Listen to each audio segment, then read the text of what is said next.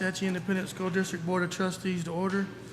Please let the record show that all 7 trustees are in attendance, and this meeting has been duly called, and notice of this meeting has been duly posted for time and manner required by law. At this time, the board will convene into closed session according to Section 551.001 et sec of the Texas Government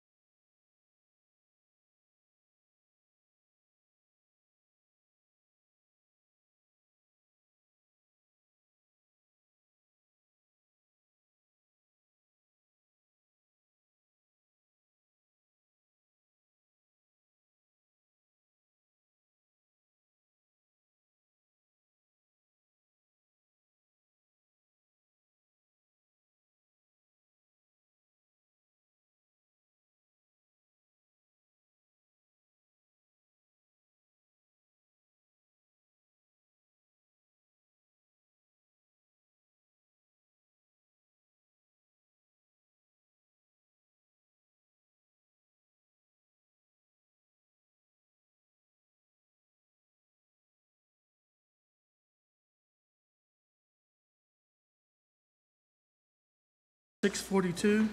The board's going to reconvene back into open session. At this time, I'm going to ask Mr. Cooper to lead us in an invocation, followed by our pledges of allegiance to the American and Texas flags by Layla Riley and Adeline Kreger. All righty, let us pray.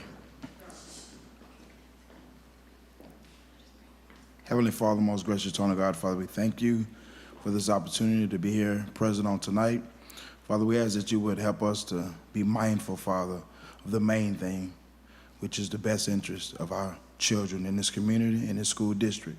Father, we ask that you would help us to keep the straight and narrow, keep our minds clear, that we may make the right decisions that will affect this school community in the days to come. And Father, we give you all the praise and the glory for what you're getting ready to do. In Jesus' name we pray. Amen.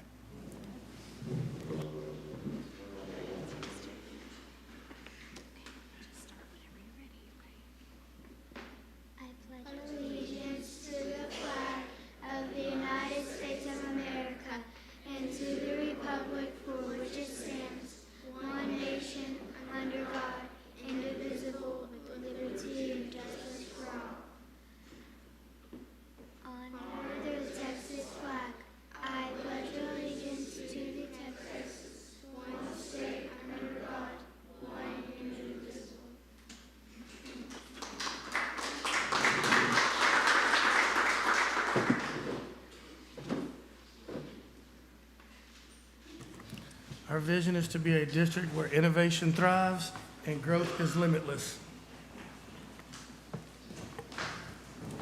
We value choices because they make us unique and are critical to learning.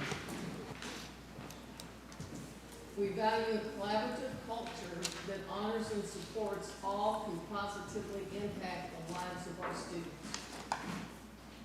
We value an environment of belonging that respects individual differences and ensures equality for all. We value relationships that broaden learning experiences and enrich our community. Okay, our next item on our agenda would be our recognitions. Mrs. Troll? Yes. A few of those tonight, correct? Thank you, Board and Dr. Averett. Tonight, we begin our recognitions with Fine Arts. And here to present is WHS Head Choral Director Carrie Forehand. Good evening. So about 70,000 students from around the state of Texas begin their school year with one goal in mind, which is to perform in one of the 18 all-state ensembles. The choir students compete in multiple rounds of auditions to reach this goal, and of those 70,000 students that begin the process, only the top 2.6% become all-state musicians. We are so proud to announce that Evan Robinson, a member of the Waxahachie High School Choir, was selected to perform with the Texas All-State Tenor Bass Choir in San Antonio this Saturday. Please give him a round of applause for all that he has done.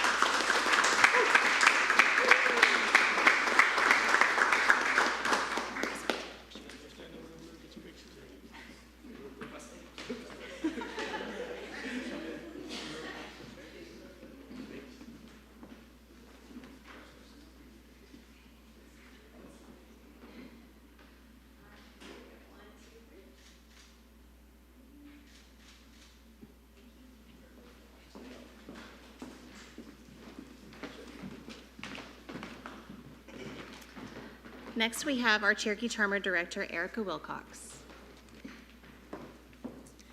Good evening. I am proud to introduce our 62nd line Charmer Captain, Ms. Sanaya Cobb. Sanaya in January was selected to be our Texas Dance Educators Association All-State Dancer in Houston. She had the opportunity to dance along with 270 other dancers from across the state. So congratulations, Sanaya.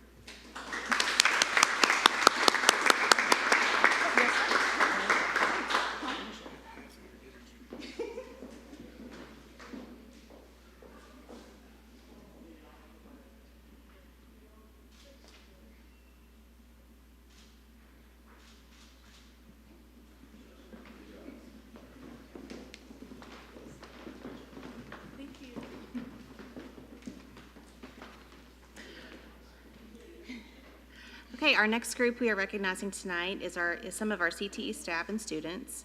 February is CTE month, and so we are celebrating all things CTE. Here to present is Amber Huckabee, Sasha Baganko, Jordan Hardy, Addison Crumpton, Kaven Ballard, and Jessica Schofield. How do you make this work? Just flip through. Perfect. Okay. Every February, the CTE community celebrates CTE Month in order to raise awareness for the role that CTE has in readying learners for college and career success. CTE Month is also a time where we get to celebrate and recognize the achievements and accomplishments of our CTE staff, students, and industry partners.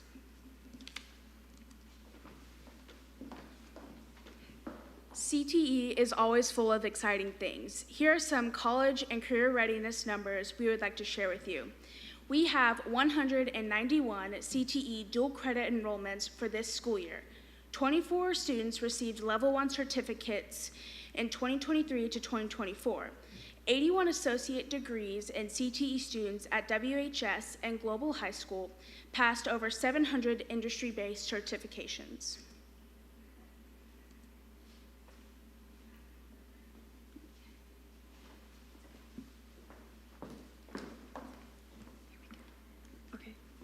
In WISD, we have 3,703 students participating in career and technical education courses. We also have 20 programs of study, 95 CTE courses, 58 CTE teachers, 718 junior high students in high school credit courses, 359 global high school students, and 2,626 Waxahachie high school students.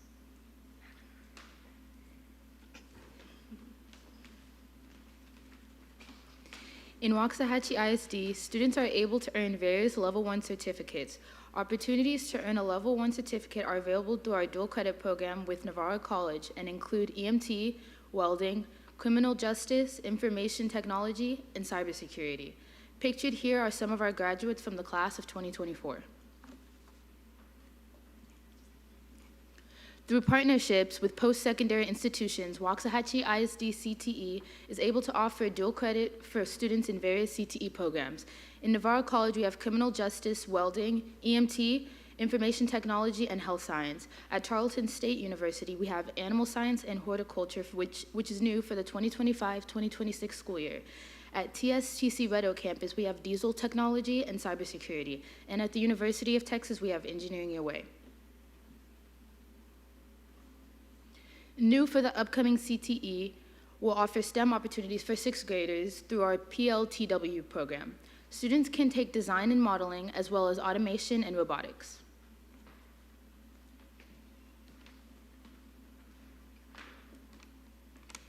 In Waxahachie ISD, we believe strongly in collaboration, and we follow that core value in CTE. The Cosmetology and Arts AV collaborated at the start of the school year to provide haircuts to incoming students, as well as first day of school pictures during our annual operation, First Day of School.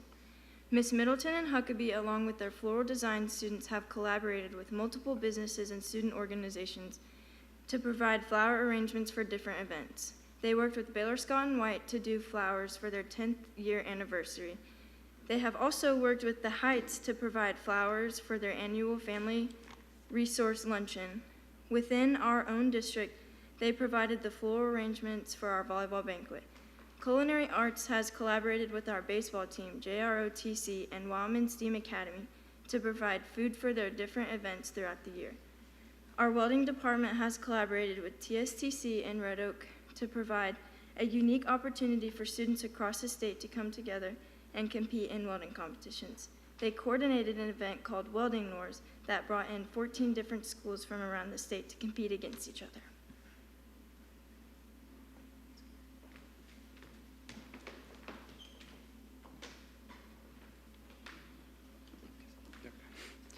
We highly value community in CTE.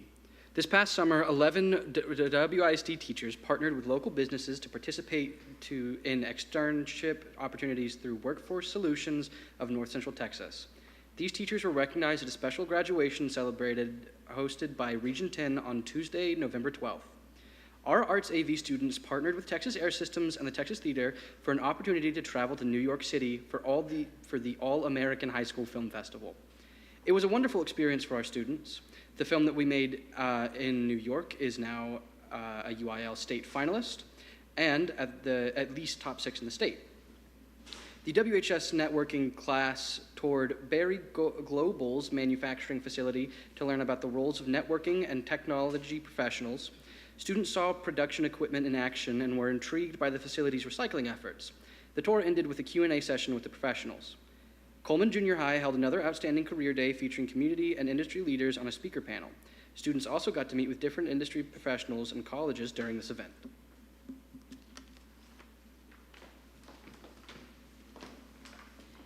We are in the midst of competition, certification, and course selection season for CTE. Our career and technological student organizations are competing at regional level with hopes of advancing to state competition this spring. We're wishing them the best of luck. March, April, and May are the peak months for certifications. CTE students are now registering and preparing for their certification exams in their respective programs, and we're expecting to see higher certification rates this year. On February 3rd, high school counselors completed their course selections presentations at our 3 junior highs, and all 8th grade students are now finalizing their high school course selections.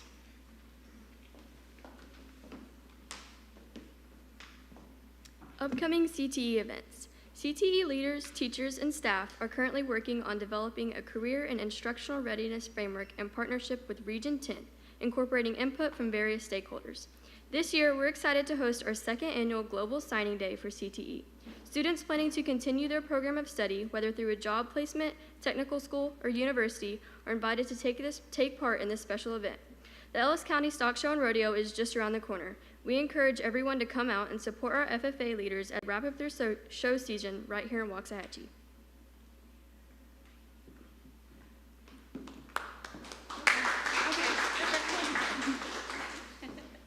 Dr. Averett, President Autry, board members, we thank you for your support of all the CTE, and we thank you for recognizing February as CTE month. Thank you.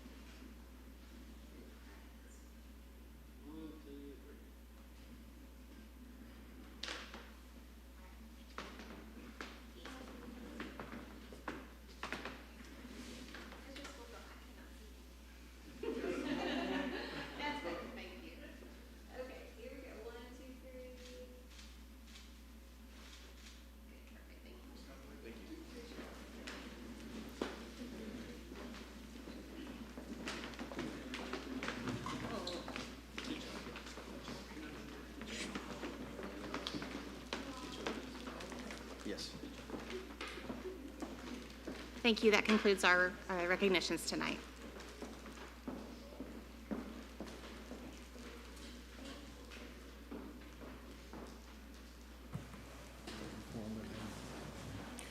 Next item on our agenda would be our open forum.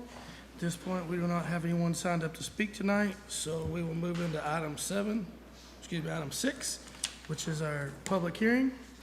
So tonight, we will be holding a public hearing regarding the Texas Academic Performance Report, also known as TAPER. Following the presentation, we will invite the public to approach the podium and provide input on the subject at hand. The public hearing will begin with a presentation by Dawn Hilburn, Director of Assessment and Accountability. Silver? Showtime. Just what y'all been waiting for, to look at a bunch of data. Just so you know, it's only 33 pages, so it'll only take about 30 minutes. No, not really.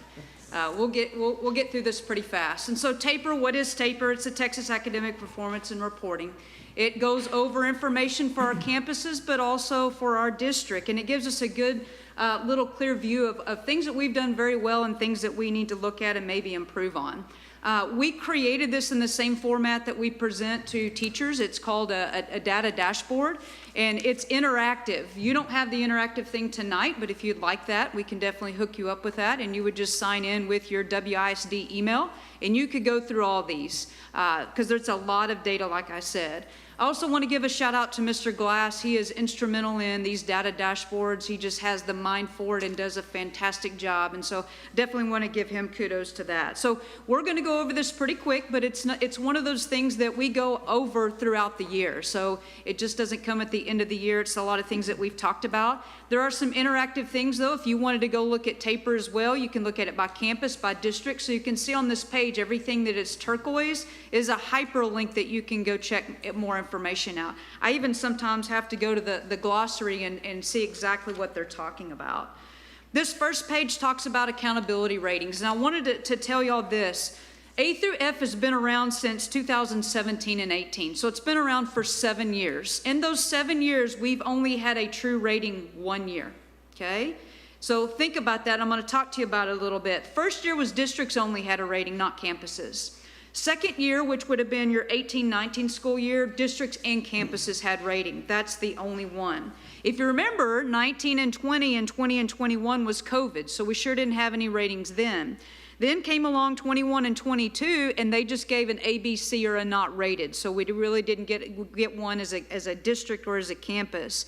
22 and 23, which I have up here, and 23 and 24, it was in litigation, so we did not get a true distinction on that. So just to give you a little background on that, where we've been the last 7 years.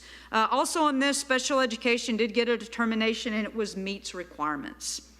First page here is domain 1. It's all about STAR scores. And if throughout this process and STAR scores, students can get approaches, they can get meets, they can get masters, or they can get do not meets. When we teach our teachers this, we shoot a goal for 90, 60, 30. And if you look at this right here, ours is 76, 47, and 17. If we want to be an A, we would have to hit that mark.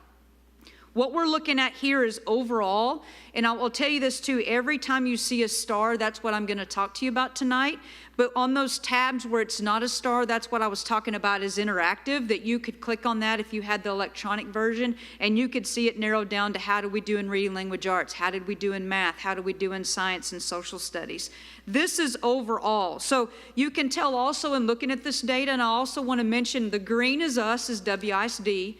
The orange is compared to how Region 10 is doing, and then, or regionally where you're doing, and then the blue is the state. So that kind of gives you an idea of how we're performing compared to those two areas. And so overall, we're comparing pretty much even with the region and the state. Masters we need a little work on, and we continue to make that a point of emphasis every single year. So that's domain 1. Domain 2 talks about about growth, and this is where we talk about students have to jump up a performance level. You can see in the definitions up there, there's 2 types. The bottom one says school progress, and you can see it highlighted in red. It says do not meets, and then it says to approaches. Then if you look down on the graph, it's 32% for us, for region and state. What that means is 32% of our kids jump from do not meets in 23 to approaches or higher in 24. The state gives us numbers for each student. So in order, if you jump a performance level, and you can see up top there where it has low do not meets, high do not meets, low approaches, high approaches, and meets and masters, a kid gets a point if they jump one of those performance levels. If they stay the same, so let's say I stayed meets 2 years in a row, we don't get punished for that, but we only get 0.5 points. But if a student, when you see in that 32% mark, if a student jumps from do not meets to approaches or higher, the state gives us 1.25 points for that. So we look at that, we get extra points for it. But you can see 32% of our kids went from do not meets to approaches or higher. 61% of our kids grew overall. This is also in our balanced scorecard. Our balanced scorecard 1.1 says every kid will grow every year. So this is what this part is about. We also did this by grade level too. So you can see reading language arts. You could go and see math too. So reading language arts, which is kind of weird for all, and then for all grades, and then for reading language arts, we went from 32% to 30%. Remember, that's jumping from do not meets to approaches or higher. Then 63% of our reading language arts kids group. Then if we go look at math, 34, we're just 1% behind the state and the region, and then 59%. And you'll notice on a lot of these, not only us, but the state and region fell behind or went backwards 5 to 10% from 23 to 24. I wanted to point this out. You can go look at each grade level if that's something that you want to do and you want access to that. I wanted to point this out for our 4th grade. If you look at that second set of bars, and it says 65%. The year before it was 50%. Our 4th grade reading jumped 15% on growth. And so I just wanted to point that out, that they did an amazing job last year. You'll find some others did an amazing job as well, or we might have fallen behind in a few areas, but I definitely wanted to point that one out. Graduation programs, I'm actually going to skip this one because I have a slide that goes over that just a little bit better. This is dropout rates, and so this is something to be proud of. The first set of bar graphs up there are 9 through 12. You can see we're at 0.8% compared to the region at 2.5% and the state at 2%. So we're doing a fantastic job of making sure we're getting our kids across the stage or finding them to come back and graduate. Then right below that is 7 through 8. We're at 0.1%. We're right in line with what we were the year before, but we're also doing a lot better than the state and the region. Graduation rates by program. And so that first part up there, when we talk about 4x4x4x4, that's talking about you have to have 4 science, 4 math, 4 social studies, and 4 your English credits. And so the first part up there, it's a foundation program. It's the 4x4x4x4, but it has a distinguished level of achievement. Those are the students that are maybe in dual credit, AP, or getting a certification or something like that. So they're going above and beyond. We know that number's a little bit below the state. There's no regional data on this, and that's something that we're wanting to push those kids to do more. I always like to say we want kids to graduate with as many tools as they can in their tool chest, because I did the same thing. You never know once you graduate truly what you're going to do.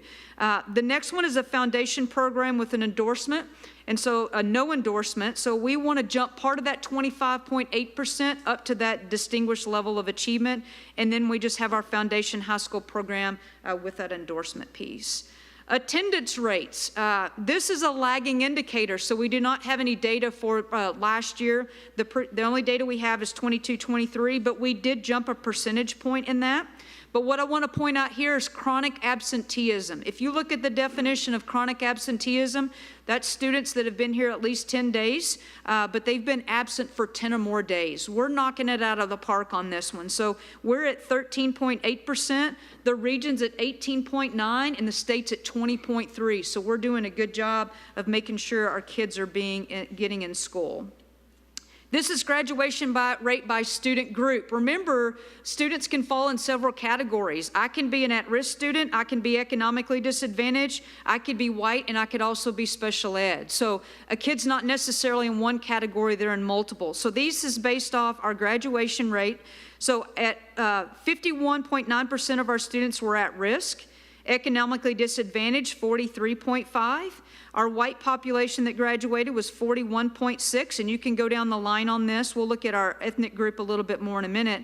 Special education is a little bit higher. It's at 11.3%. Our EBs are lower at 6.2%, but that's going to fall along with our actual student population that I'm going to go over with you in just a minute. Okay, now we're moving on to college readiness and those indicators. So this first group is AP exams. This first group set of bars is only seniors that graduated that took an AP exam that scored 3 or higher. We know this is a percentage, and we're continuing to work to get this up.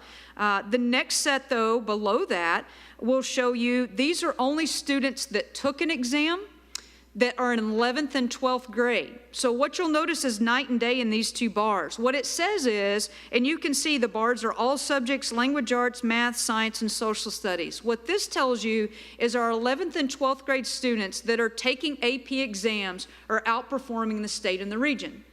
You can tell by all those green bars and how they're going out just a little bit further. What we've got to do is get more of our students to take the exam, and it's a healthy balance. But we're doing a great job for our 11th and 12th grade students that are actually taking that exam. This is kindergarten readiness. And so what this says is our pre-K students, once they get in kinder, they have to take a test. It's based off a commissioner's list, and I believe it's Circle for us. But statistic on this, so this is based off kindergarten students that were enrolled in the fall. They take an assessment, and 51% of our kids are kinder ready. We got a ways to go, not only us, but you can tell the region and the state does. I know Ms. Mott's going to present some more information up here about how we can get more students in pre-K and how we can increase that level. But the statistic on this is 654 students were assessed, but only 334 that took that assessment are kinder ready. So that's another area that we definitely want to work on. This is staff proportion rates. There's some glows here where you see 11 to 20 years is out. We're doing a great job on that. That's 34% plus. Our 6 to 10 years is about 2% more than the state. And our 21 to 30 years is about 3 to 4% higher than the state. So we're doing a great job keeping our teachers here, having teachers with experience, which we know in the classroom makes a big difference. This is by population served. And so these are teachers that are designated to teach our regular education, 63.9%. Percentage of our teachers that teach SPED. Now remember, our SPED numbers are higher than the state, so we'd expect this number to be a little bit higher. CTE that just got up here and talked to you is at a 7%. Our bilingual is smaller, but our Hispanic population is smaller, so I would expect that percentage to be smaller here. And then you have a few others there as well. Turnover rate. We're at 17.8, the state's at 19.1, so I know that's always a topic of conversation, but our turnover rate is less than what it is through the state. This is salary, always a hot topic when we talk about, and especially the last couple years and where the state, where we are based off funding for schools. But you can tell looking at the green bars where we're ahead. There's several areas that we are. But there's a few areas that we're not. One of that is the central admin salary is about $20,000 less than what that is of the state. Then we have a few more that's a little bit less, but not than a whole lot. I think there's 3 different areas on here, and it's a pretty minute number. Staff information, number of students per teacher. So we're a little bit less than the state here at 14.3, and the state is at 14.7. So that's always a good number to celebrate as well. So that was like a sprint. That was a lot of information in a short amount of time. We'll give you a quiz. I'll send it to you in your email tomorrow. Make sure you paid attention. But any questions for me? Ms. Hilburn, how do we get a hold of that data board that you were talking about that we could look at? I can send you a link via your WISD email, and then you would take that link. As long as you're logged into WISD email, you can click on it and get to it. Very good. Thank you. Yes, you're welcome. Anyone else? Anyone? Okay. At this time, are there any individuals that would speak concerning the Texas Academic Performance Report? Going once, twice. Okay, we will now close the public hearing portion of the meeting. Thank you very much. All right, well, we're gonna go out of order. We're gonna skip over reports real quick. We're gonna go to action item A, which is the consideration with possible action regarding the superintendent search process. At this time, I'm going to ask Mrs. Ann Dixon to step forward, please.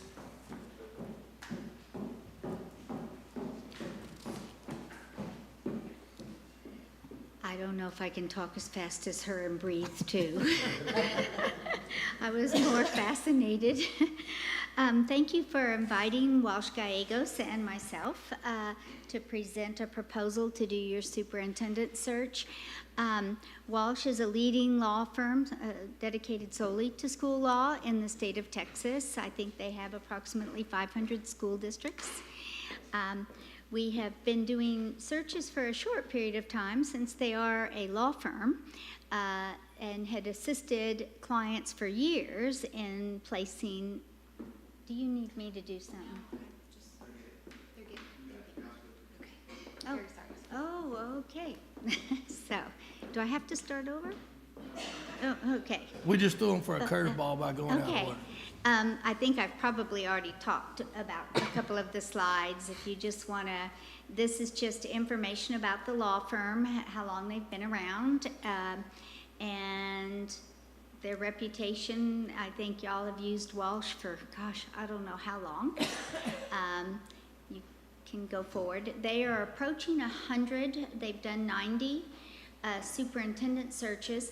I was doing superintendent searches before they did, and when we merged as a partnership, I've done about 55 of those 90. And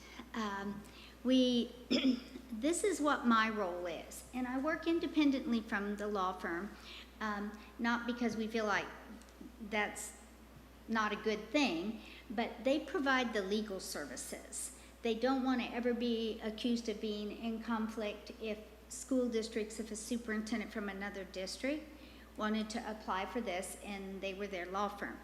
They provide all the support. They're our safety net.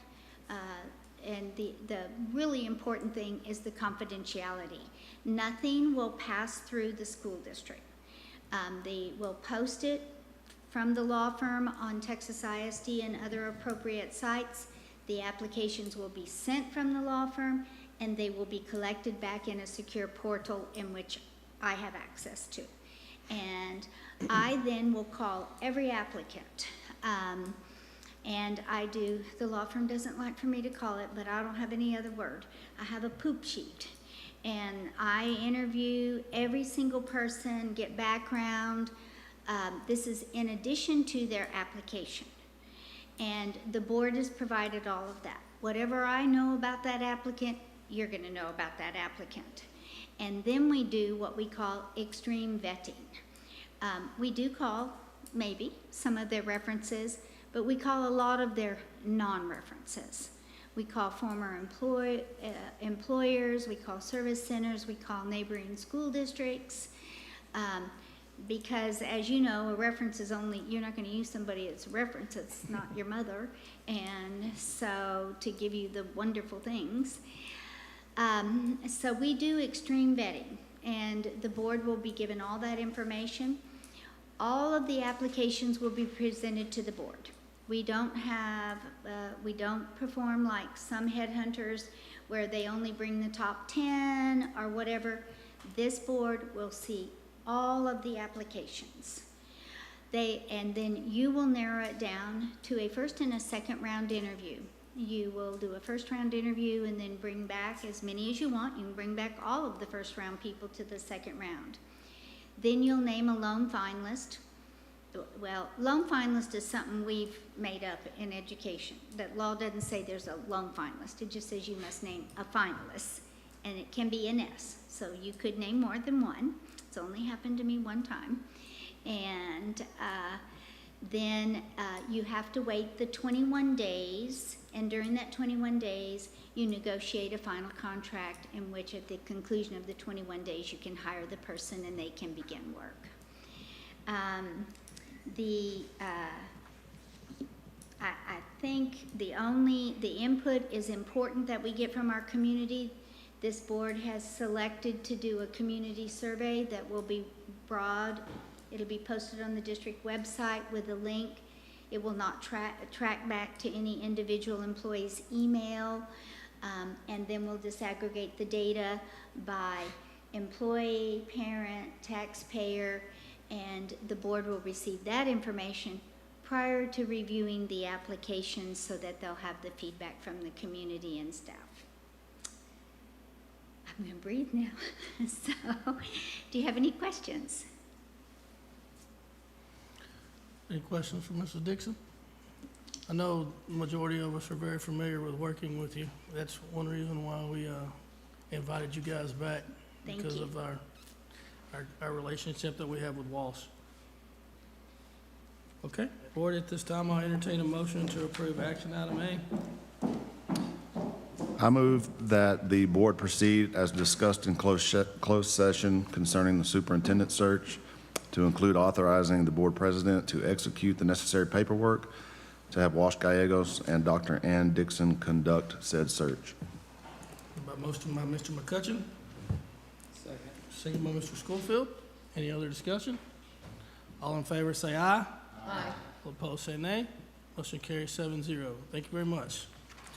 Okay, now we will go back to the report section, which will be our report A, which will be our superintendent's report. So Dr. Averett, it's all yours. Thank you, President. Have a few items to go over this month. We're going to take a look at our monthly enrollment in ADA. We can look at for the end of January 31st, 11,174 students. I would note that holding pretty steady throughout this entire year as far as enrollment is concerned. We got the high was 11,210, and then we're now at 11,174. One thing that does impact our enrollment is our graduation rate from high school choices. As those students graduate, they are enrolled. So we want looking at our attendance, our ADA for the month of January, we can see we took a hit. I don't think anybody's surprised at that. We've taken a hit illness-wise in our office and campuses as well. So this is not a surprise.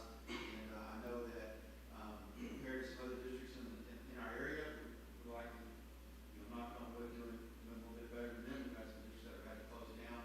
We've not had to do that so far, but we are monitoring it.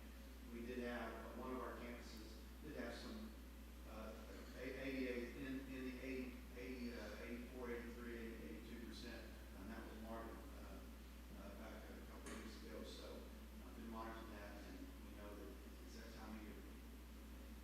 This is also, if our kids are out, our teachers can be out too. I wanted to show you this.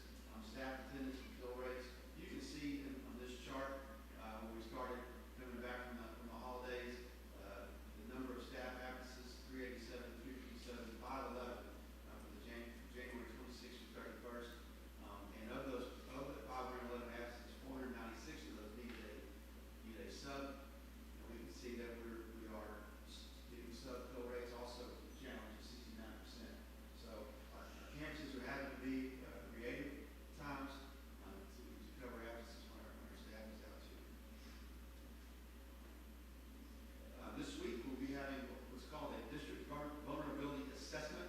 This is a TEA assessment that we were selected for that. This will involve three gentlemen that will come on into the district that will be accompanied by district administrators, campus administrators on these campuses.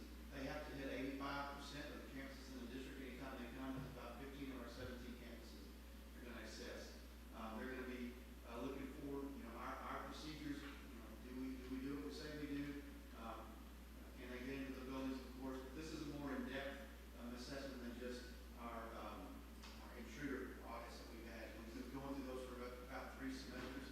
This is a little bit different. Well, I apologize. Sorry about that. I'm not used to pushing that button. So yeah, they'll be accompanied by the TEA staff as well as district staff and the campus principal when they go on campus.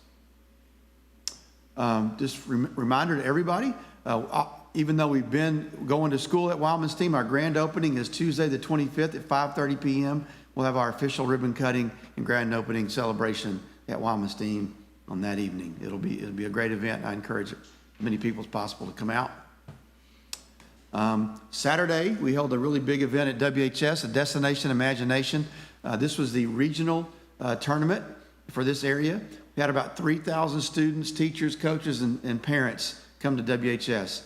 WISD had 7 teams entered in the event, and we had 6 were competitors and 1 Rising Stars team. And then we did really well. The Extremes Challenge Junior High, we had from Miss Sierra's team got first place and advanced to the state tournament. We had an Extremes Challenge Junior High for the Gutierrez team, got second place. Extremes Challenge Junior High, the Osborne team got third place. So we kind of swept that at junior high level. Technical Challenge Elementary, the Althea team got third. And the High Instant Challenge Award, the Althea team won that as well. And then Elementary Scientific Challenge, the Songer team got 6th place. This was a great event. We had not only our kids competing, but kids from all around the area. And as always, it was great to showcase our facilities and our hospitality here in WISD for this really, really cool event. Okay, and that's my report for this evening. Thank you, trustees. Any questions for Dr. Averett? Okay. Moving on to report B, our informational bond 2023 construction update. Mr. Mott. Good evening, Board. Dr. Averett. I'm going to give you your May 2023 bond construction update for the month of February. So Jimmy Ray, as we've said, it is complete. We are working with the principal, Rachel Rector, there to go over her list that she may have seen throughout the time that may not have made a punch list or just something like that she needs us to look into, and we're addressing those items with her and BTC to make sure everything is up to level. We have warranty through them for the first year, which is about July, so we'll walk it again with support services and all that about May, maybe early June, to get a last little report and get to BTC before the year's up so they can address all those issues that we may see late in the time frame. So while I'm in STEAM, again, it was opened in January 2025. BTC is finishing their punch list by the end of the month. We're also the same thing, working with Kate to see anything she's seen in the short time she's been there. So it's not going to be as extensive as possibly that when you've been in there 6 months, you may see something a little bit more or something like that. But we'll go with her. We'll talk with Ms. Authier, same thing there to make sure all that. Final closeouts will come before the board meeting next month. Right now, we're tracking to be about $2.5 million under budget on that project. Hancock Building, or Coleman, which will be Coleman Junior High, that completion date is now set for April 2025. We are behind the original completion date of March 14th. The new completion date is April 25th on that one. It does not affect anything we're doing there. We weren't moving into that building in March. That building was just going to be a closed area because Global's already in all the rooms they need to be, so they weren't going to need to be in there. So it's not, we're not losing or benefiting anything in that time frame. We weren't moving furniture in until the summer, so it's not going to affect us in any way on that. And we're also not paying for any of that delays. It was something that was non-related to anything we had done, so some issues with some steel erection, so they're picking up that extra tab of any money that's spent during that time frame. This weekend, we'll be transferring the electrical room from the second floor on the current building down to the first floor. So we're going to be cutting the power off Thursday at about 5 o'clock for one of those wings, one of the first and second floor areas of the building, current building. We'll be cutting the power off. They'll be working to move all that. That area is going to be where on the second floor you would go from current building to the new building. That's the walkway that will be. So we're having to move that. Originally, that electrical room was being moved out into the storm shelter. When we started asking questions about it, I said, that's a little bit more expense to move it out there to bring all the power back to the other room. They said, yeah, let's just look about moving it just below. So we're doing that, and it's going to save us a little bit of money there. Every little bit counts on a project like that. As you can see right now, we're running about $750,000 under budget on that project. Here's your drone photo for the month. You can kind of see there that on the main part of the building there that's been added, you can see that all the brick scaffolding is down. They've washed and finished, completed all that except right up under the front awning. You can see in that picture there about 2/3 of the roof there in the storm shelter was done when that picture was taken. As of today, it's all complete there in the front. It's all been roofed. And then this only scaffolding that's left, brick scaffolding is left, is over in the band hall, which is in the far left corner there. It's the only thing left there. They've got the last 2 or 3 rows to complete up there, and they'll be completing that. This is the inside shot of the band hall area. As you can see, we're getting real close. I was told today that they'll actually, this weekend, we'll be putting in the breakers and start turning on the power into that, so we'll be using the plugs, the lights, and everything in there and get rid of the temporary lighting, and they'll start going to the final things. Ceiling tiles will start going in, all those kind of things in that area there. This is your storm shelter in progress. With it not being fully roofed, we couldn't fully sheetrock either.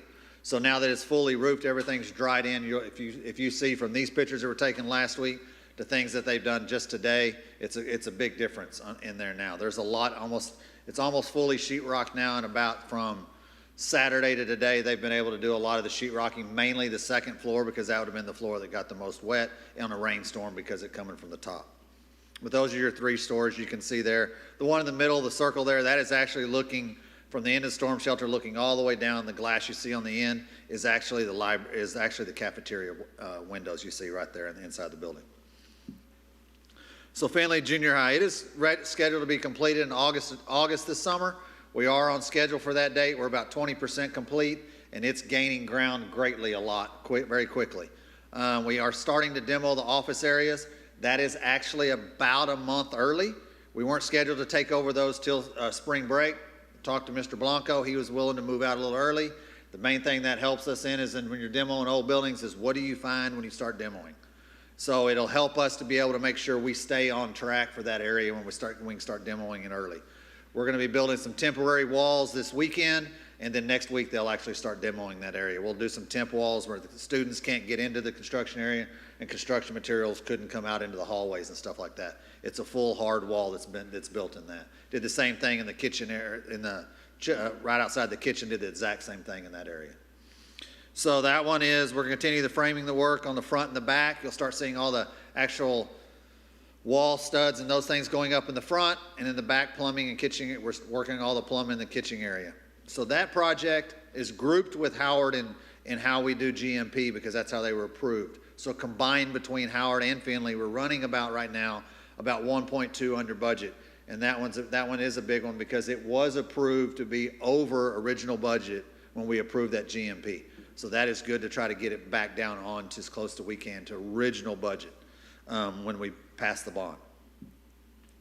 So this is a picture of Findlay. You can see right here, you can see the front there still has some of the steel. We actually have roofed some of that area there on the little left. It's really white section there. That is actually the new roof section, part of the new roof section. We're trying to keep any water from getting into the old part of the building with the new additions. So with roofing the areas we have, you can see that. You can see the area in the back, which is actually the dry storage. The freezer cooler and the dry storage, all three in the for the new kitchen area there. Here's your front section. As you can see, there is some small walls that have gone up so far. You'll start seeing a lot more in the next week or so coming in there.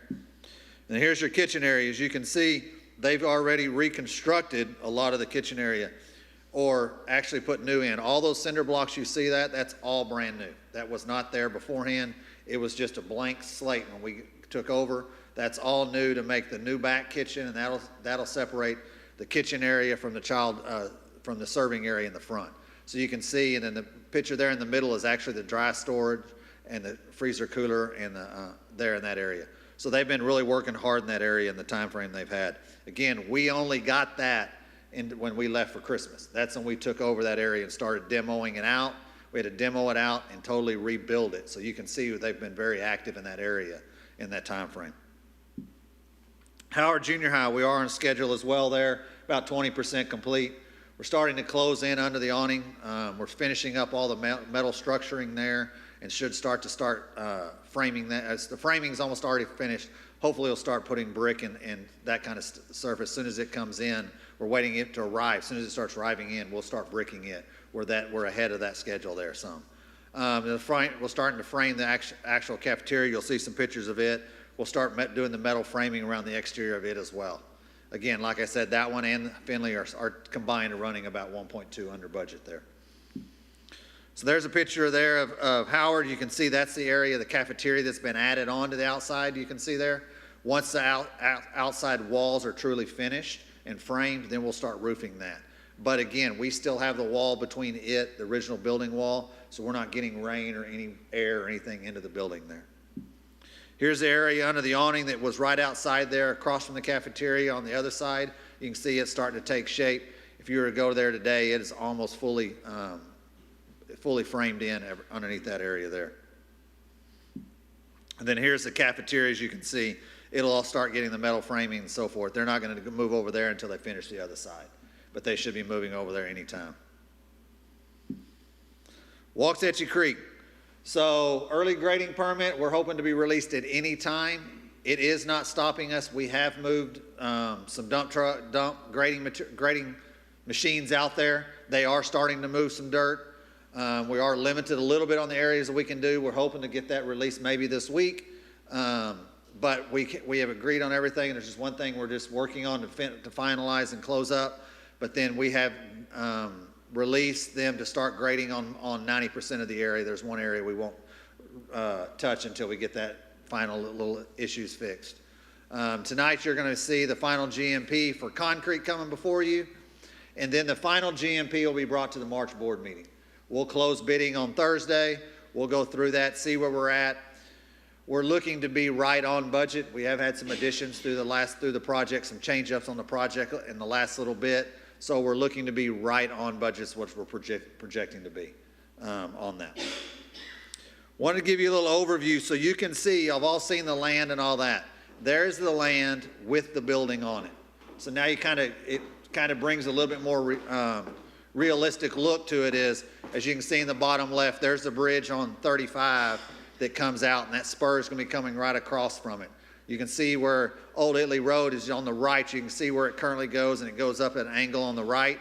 You can see where the new road's going to be coming in. There will also be a road coming along the back of the property. City is saying that they'll have Old Italy Road and the road on the back of the property finished by the time we open. I'm hoping at least Old Italy Road is. We'll see on the other one. That one doesn't bother me as much as Old Italy Road is a key point to, because they are changing Old Italy Road. That portion that they're adding will be a new road. It will be a new name. They were holding that name until we decide on a mascot and colors and that for the school, and hopefully that road will be named along with that as well. So we're holding on that name until those decisions are made on that. But you can see there, that's how the school lays out on the actual property. So it's a little interesting to see that now when you really can see it. So now I'm going to bring Mark Kliss, the assistant project manager, and he's going to discuss with you about Prop C, things that are going on Prop C.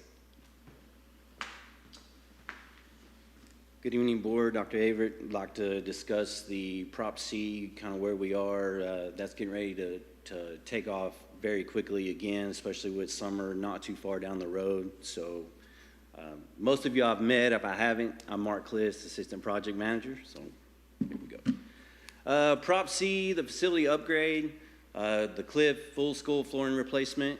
That's going to come before you tonight. The Dunaway ceiling tile replacement and painting of the ceiling grid and hard pan ceilings. The Marvin wall covering removal and paint floor to ceiling. All three of those are going to come before you tonight here in just a little while for your approval. So we're going to upgrade those three buildings on the ceiling tile and the paint. Shackelford ceiling tile replacement and paint of ceiling grid and the hard pan ceilings, the same thing as Dunaway. We're going to replace the grid, we're going to paint, we're going to shine it up really well. TC Wyman, the old music room flooring replacement as well. Get them ready for Global to move over in the summer. Right now we're quoting about 25 more projects for this summer on 11 different campuses. So we are trying to knock out a lot of Prop C stuff this summer. So right now the budget amount for those projects is right at $11 million. So we're in budget on the Prop C stuff for the renovations, and we're planning to bring the rest of those items to you next month in the March board meeting. So, do we have any questions for me that I may be able to answer? Because I'm taking in it's a fire hose on my side of the world, so I'll do my best. Any questions, Board? No. Thank you guys very much. Thank you all. All right, moving to item C, this will be an informational report on WISD balanced scorecard priority 1.3 and 1.4.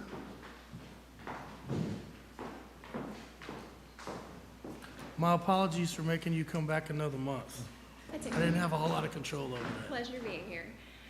My name is Danielle Mays. I'm one of the CTE coordinators. I'm here to present to you information about priority 1.3, which focuses on ensuring that every college graduate is college, career, or military ready, and CCMR numbers increase year over year. With this priority, we have a couple of different goals. What I'm going to talk to you about first is our goal to increase the number of students completing a coherent sequence of CTE courses aligned with an industry-based certification. We're currently in the second year of our Effective Advising Frameworks, or EAF grant cycle, which focuses on implementing strategies to improve comprehensive student advisement. One of the priorities of the EAF initiative is to increase the number of students earning an industry-based certification in career and technical education. To support this goal, EAF grant funds have been used to purchase test prep materials. These resources are helping students prepare for their certification exams, which they will begin taking at the end of this semester. Students are already using the online prep material and are showing positive outcomes. Additionally, we're looking to increase the number of students participating in work-based learning opportunities. In collaboration with our ILC, which is our Industry Leadership Council, the CTE department aims to expand internship opportunities for students in the 25-26 school year. We already have strong partnerships in our health science, information technologies, arts AV programs, and we are working actively to expand similar opportunities in other CTE areas. Additionally, we're looking to increase or expand our career awareness to elementary and junior high school levels.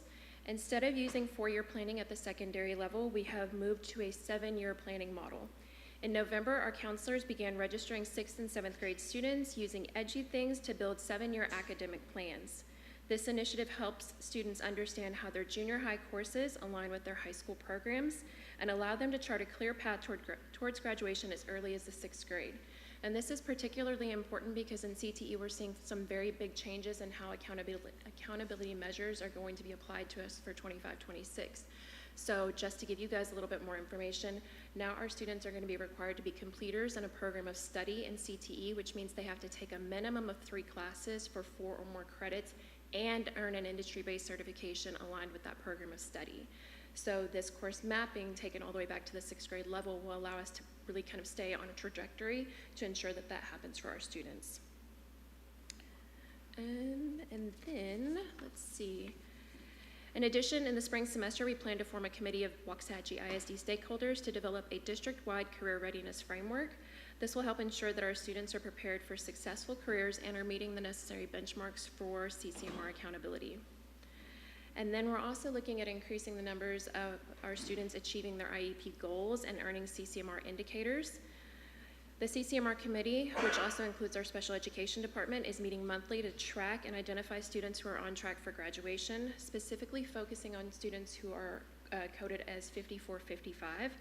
The committee is also collaborating to establish a consistent process for accurately coding these students in our student information system. And now I'm going to turn it over to my friend Deanna Donahue. Hello, board. And Dr. Averett, Dr. Averett. My name is Deanna Donahue. I'm the other CTE coordinator, and today I'm going to talk to you about career readiness and military readiness. Our goal this year is to increase our community partnerships. We are currently having consistent active participation. We have 2 to 3 meetings throughout the year for our Industry Leadership Council. Also last summer, we had about 11 WISD teachers participate in a teacher externship where they were partnered up with local community partners through Workforce Solutions. And we had a great celebration for them in November at Region 10. Also, we are waiting to hear back to see if Texas Workforce Solutions have received that grant again for summer 2025, because we would love to have our teachers out there in the community for summer 2025 as well. Our next ILC meeting is going to be this Friday, February the 14th, and we will have a CTE tour of our building. We have several partners that have already RSVP'd, and we're looking forward to greeting them on that day. In addition to our ILC, we are working actively to increase our internships for our students, and our goal is to increase those internships for the 25-26 school year. And we are currently offering practicum level courses in arts AV, education, entrepreneurship, graphic design, health science, IT, and STEM, and we are looking to add more practicum level courses in the future. For military readiness, we have conducted the ASVAB test at Waxahachie on November the 11th. We had 29 students to test. We already have 1 student that is enlisted at this point, and 10 more students are expected to enlist by the end of the year. We had 88 juniors at Global High School to take the ASVAB test, and 6 to 10 of those students are currently working with recruiters. In addition, we are constantly having military branches come to our campuses. They visit regularly during the lunches at both campuses, and our military recruiters are making strong connections with some of our teachers so they can be more visible in our classrooms. Currently, they are working with our JROTC teacher, CTE teachers, and our financial mathematics teachers to make sure that they are present and able to speak with all of the students in those courses. Thank you. That's all I have for today.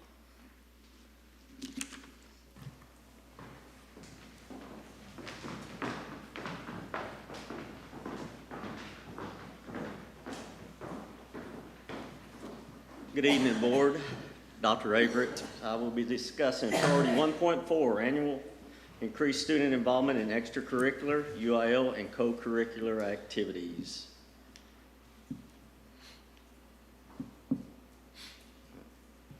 Explore opportunities to provide additional enrichment activities. As our school district continues to grow, we'll continue to track our extracurricular and co-curricular activities through surveys of all stakeholders. We are currently finalizing our surveys. These surveys will be ready to launch this semester. Survey 1, which is a seasonal survey, will allow us to monitor the culture of our programs and look for any trends in our programs based on the feedback that we might not be aware of prior. Our second survey, which is a biannual survey, is for collecting data from our stakeholders for any new potential program offerings we need to explore.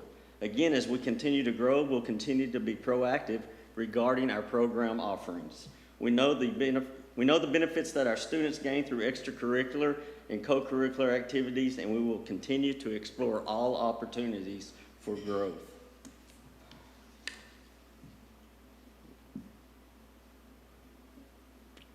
Next. It's not popping up. Priority 1.4b, collect and monitor engagement and success data of students in enrichment activities. We're proud to serve over 11,000 students in our district through our variety of programs. We will continue to take snapshots to track growth of all our programs. One example of growth is our high school music program that is up 26% over last year. We will focus this year on the freshman experience, the bookend, entering high school, and how they enter 10th grade to see how they're transitioning and what programs they're following. We will continue to promote all program offerings on social media as we highlight growth, student success, and look to tell individual stories of our amazing student performers. One aspect of the balanced scorecard reporting that we're looking to evolve is the UIL Lone Star Cup. It is hard at the 6A level to strictly use the Lone Star Cup as a means to show growth, health, and success of programs. I would like to report, though, Waxahachie is currently tied for 15th in the UIL Lone Star Cup standings out of 249 schools. So had a great fall start for both UIL and Fine Arts. We'll continue to use this as an indicator, but we're exploring other options as a district to monitor success that does not use one day or one test or one contest to define or rank our success. Priority 1.4c, recruit and retain staff to lead and engage in student activities. We will continue to look for ways to keep and encourage quality staff to stay in our district. We have staff members throughout the year attending clinics and conventions to gain meaningful growth on a professional level. Last semester, we focused on the district's 3D days and encouraged our teams to help us design and implement quality professional development. For example, the Fine Arts Department used September's Day to observe neighboring school districts in the DFW area to look for the best practices to bring back to WISD. As you can see on your screen, we also have staff sharing and serving at a state level. Through meaningful development at the district level and encouragement to share at the state level, we look to see positive retention for our staff. I just want to say thank you again for supporting all the WISD programs. We know the benefits gained for our students through extracurricular and co-curricular activities are truly life-changing for our students, so thank you. Any questions? Okay. On to report. Yeah, sure, go ahead, Doctor. First off, I want to say thank you to Coach Rogers for pitching in tonight. Obviously, he took care of 1.4 for athletics, but he also helped with fine arts because Mr. Bernard is home with a new baby. So that's why he's not here with us. And so congratulations to the Bernards. Darby Bernard was born on Friday. So anyway, that's why he's not here. All right. Report D, quarterly demographic report. Mr. Colvin. Good evening, Board and Dr. Averett. Board, want to give you the quarterly demographics report from the third quarter of 2024. Third quarter would have ended in September. We would have gotten that housing data and all the other economic metrics likely at the end of October, early part of November. Then one step that we take with Zonda when we do this is we compare that with our actual snapshot enrollment that we'll know at the end of October. So that does delay getting this information a little bit, but it's still very good and very useful information for us to go through. Let's start off in the broad DFW region and looking at the unemployment rate. We're still trending right in line with the U.S., the Texas, and the greater DFW areas unemployment rates. We're holding steady. It's gone up a little bit from 3.6% unemployment rate last year to 3.9%, but again, that's right in line with all the other measurements that were taken. Looking at housing data, Dallas still has one of the largest housing markets in the entire country. Annualized starts in the third quarter of 2024, about 46,600 units, which is an 11% growth over the previous year, same quarter. If you compare that back to 2019, which would be a 5-year look back, a 39% growth in 2024 compared to 2019 in that same time frame. If you look all the way down the list, my mind wandered a little bit earlier and I started looking. There are some much larger growth percentages over that 5-year change. Most of them are in Florida, but when you look at that annualized number, overall, it's still a very significant number for the Dallas area. Like if you go down to Lakeland, 8,500 starts in quarter 3 of 24. You look all the way out and it's a 75% growth from where it was in 2019.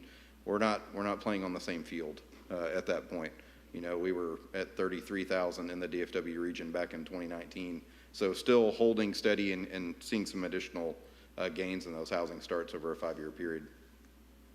Starts and closings, generally you're going to want these numbers on this line to kind of just mirror each other. It means we're not building up a huge capacity. We're also not running out of capacity. You see in 2021, right about the time that COVID got to us, our housing starts went way up and our closings kind of flatlined for a little bit. And then you see in 22, it flipped, it inverted. So we had a decent inventory at the end of 2021 going into 2022, and then we started selling our inventory and the builders were behind a little bit. That uncertainty that came with the whole COVID marketplace really inverted us for a little while, and you've seen that we've gotten right back into what would be a more normal operating model. So we're starting to see starts and closings kind of mirror each other going forward.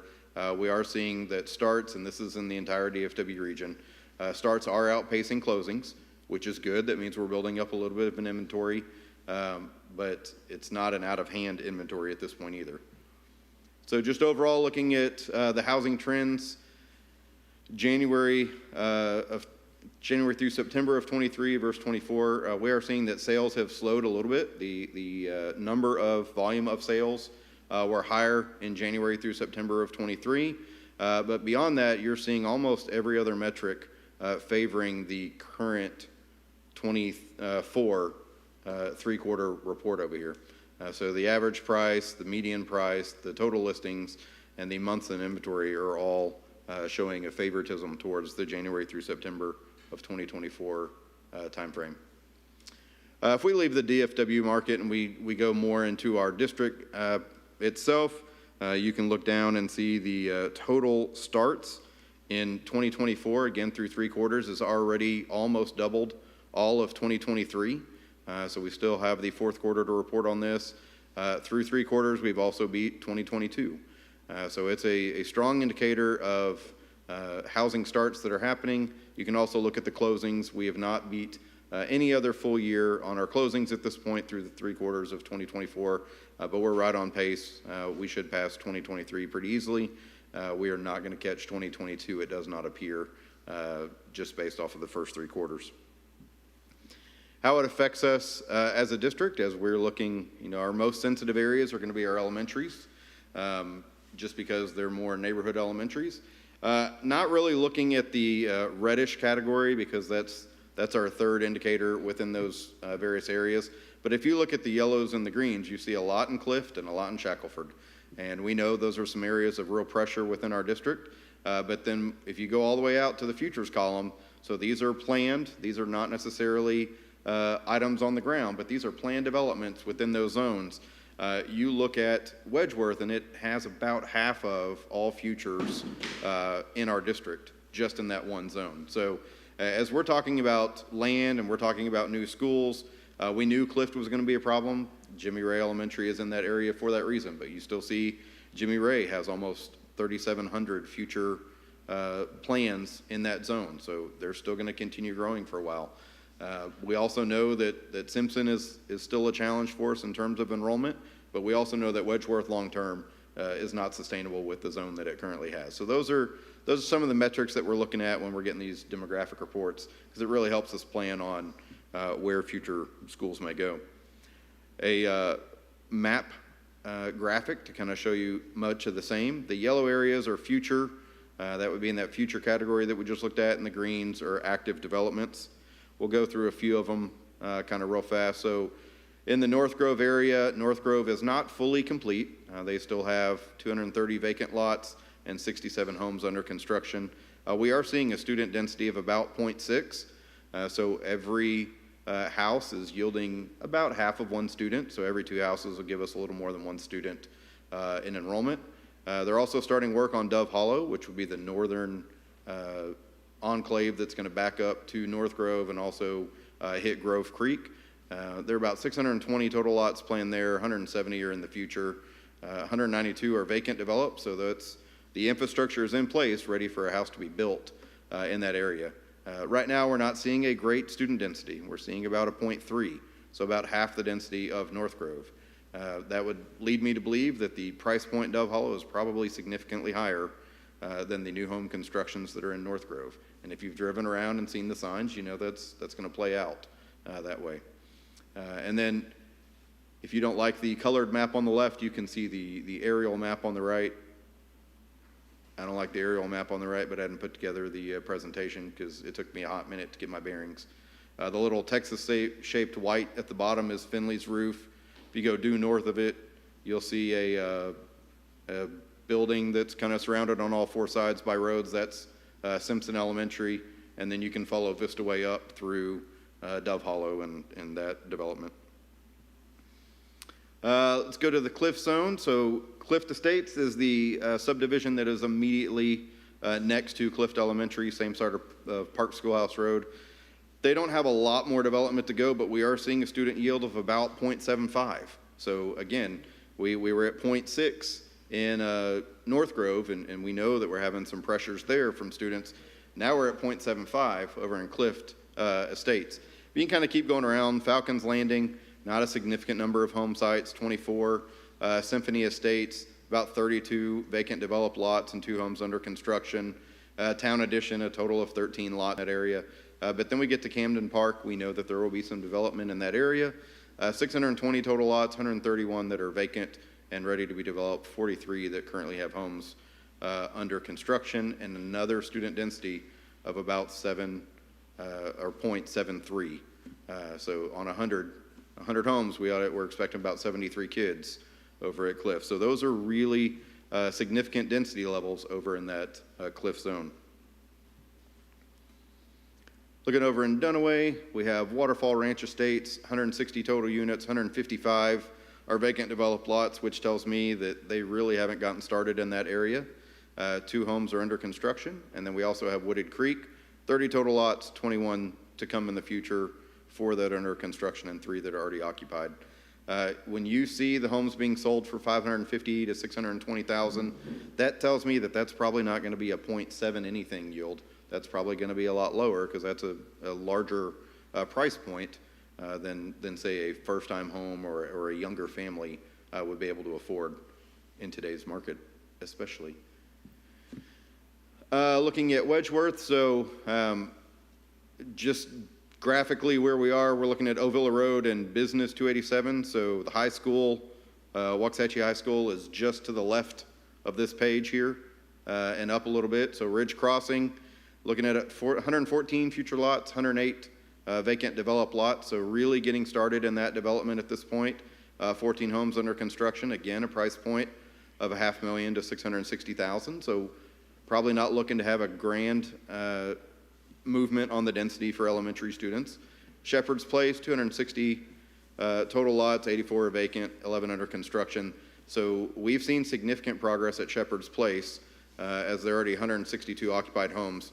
That density level is about 43 students for every 100. That would be more in line with what we would expect with that price point on a home. I want to show you a little bit of kind of where we are with multifamily. Multifamily asking rent appears to be coming down of a one-year change from the rent rates that were being asked in September of 23 compared to 24. I've seen about a 0.9% decrease on that. And so we believe that asking rent is kind of moderating a little bit, coming back down a little bit, but that may or may not indicate affordability, just depending on whoever the renter may be. Just a multifamily overview. We're not going to really spend much time on this. The purpose of all this is just going to show you where some of the multifamily units are going. There's one that's right next to Felty or in the Felty zone. And then another overview, you can see some higher densities in the Dunaway zone and one in the Northside zone, but a lot of the multifamilies are yielding in that green zone, that less than a quarter or 25 kids for every 100. So one student in every 4 homes, which is a little bit surprising if we're really honest. I mean, apartment complexes, you would expect a greater density, greater yield, but that's not what we're currently seeing. Overall, we're seeing about a 0.22 yield, so a student for every 5 homes or so, or 5 units. Kind of looking at newcomers and leavers, you've seen a pretty big spread until we get to 2020, 2021. Pretty big spread before it and pretty big spread after it between those coming versus those who have left. 2020, 2021 was relatively flat. 24, 25 we're seeing is a little bit closer than it has traditionally been in the past, but still some growth in students coming versus students leaving. Wanted to look at birth rates. So this is one of the things that we look at to try to help us with pre-K and kindergarten enrollment. So one thing that we're looking at is total births in our zone. So within our zip code, within any given year, and then comparing that 4 or 5 years down the line to see how many students actually enrolled with us. So in 2007, those would have been kindergartners in the 2012-2013 school year.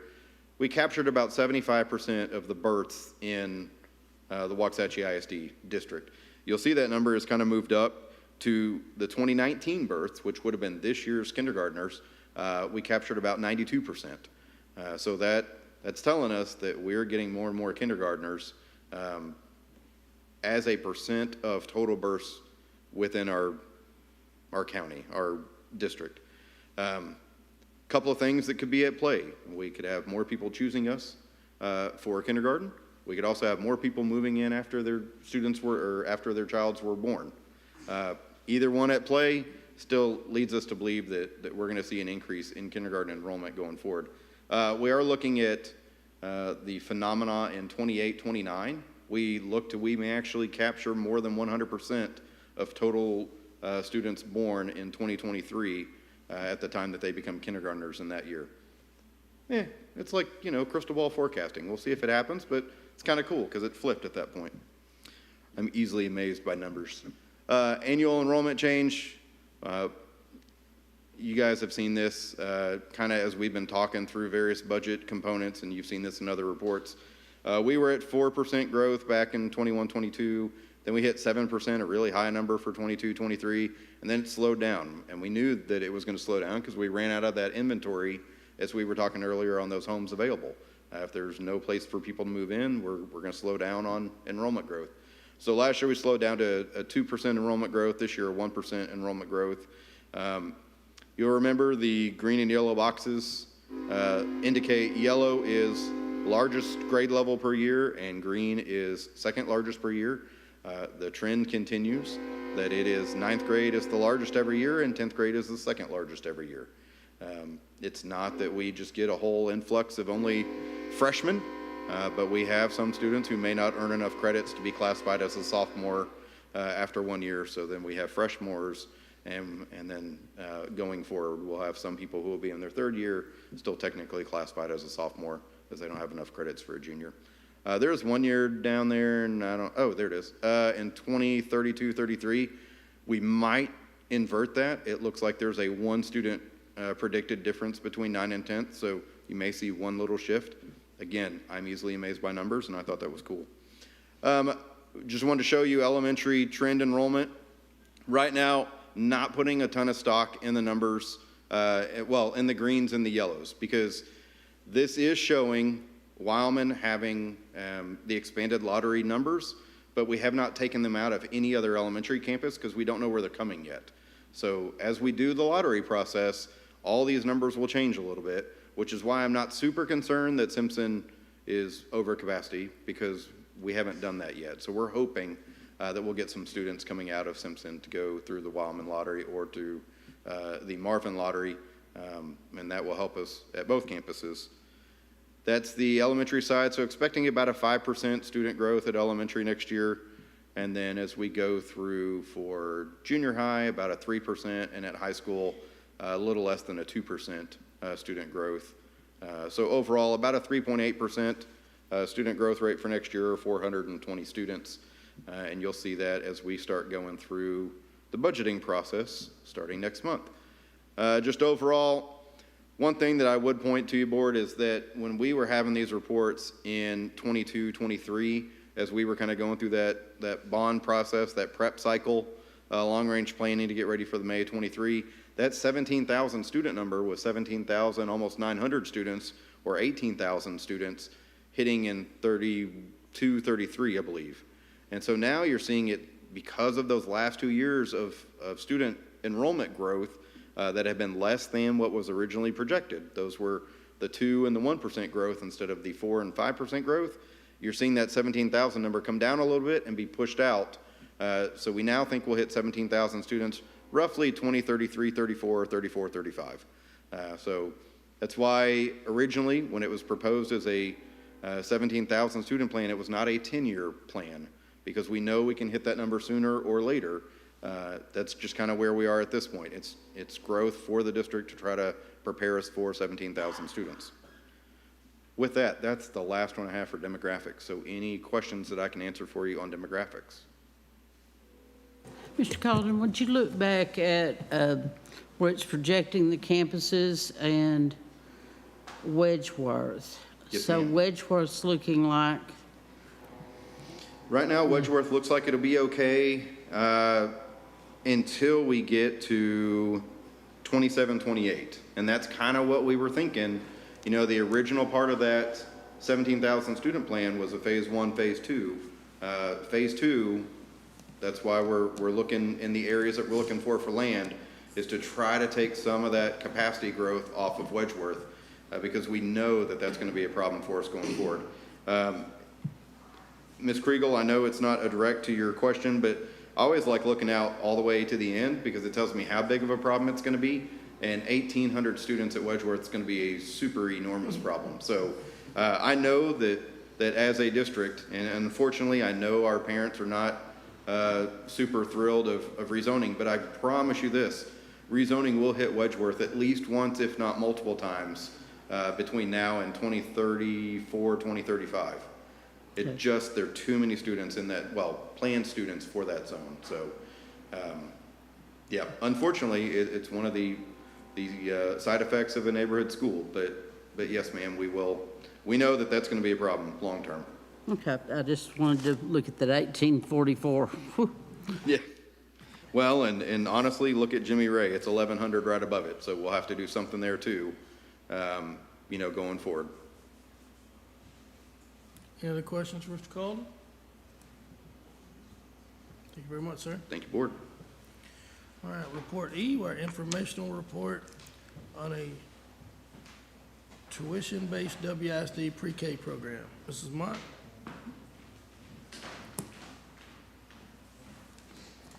Good evening, trustees and Dr. Averett. We often get questions about pre-K from our community and also from our staff. If they have students that do not qualify either through financial or through military. There's a few other qualifiers. So we have investigated and looked into a tuition-based pre-K program for here in Waxahachie. So currently, our pre-K configuration at Turner, we have 235 students. 63 of those are in our bilingual pre-K program, and about 60 of those are in our ECSC program. That's a special education program for 3 and 4-year-olds. In addition, we have 35 general education pre-K students at Northside, 46 at Marvin, and 13 out at Jimmy Ray in a what we call a collab class. It's a general education mixed with special education classroom out there at Ray. Ray does have 4 pre-K classrooms, but right now we are only utilizing 1 of them. So when we started talking about and looking at starting a tuition-based program, we looked at neighboring districts that also have a tuition-based program and their prices that they charge per year. And so you can kind of glance at those and see everyone's pretty common, ballpark of $5,000 to $6,000. The exception is Ennis. They're running quite a bit lower, but everybody's about in the same area for tuition-based pre-K. We also took a look at private pre-K providers in the area. Those are running a little bit higher. You see there at St. Joseph here in town, they're at $7,750 for the year. These prices can be a little bit deceptive because there are additional fees like for supplies, enrollment, insurance, registration that continues to raise that price for private pre-K.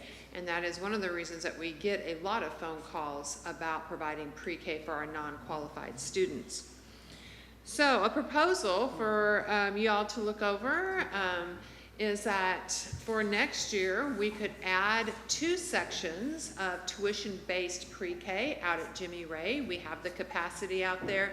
The building was built with 4 pre-K rooms. 1 is being utilized right now, but we could add, I think it's reasonable to think we could add 2 sections of pre-K out there. With the cost of the district for 2 certified teachers at about $150,000, 2 paraprofessionals at about $75,000 each. There's your cost for salaries at $225,000.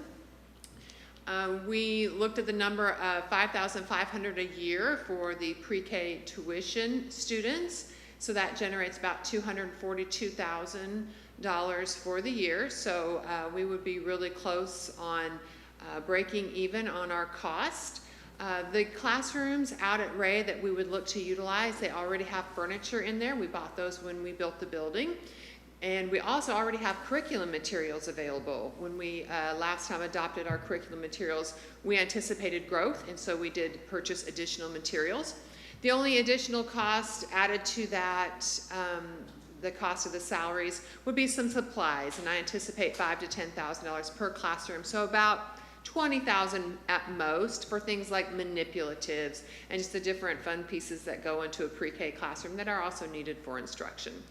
So those seats would be available through a lottery system. If we find that we have a lot of students, more than the 44 that we would have room for at Ray, we would have the opportunity to add 1 more classroom out there at Ray.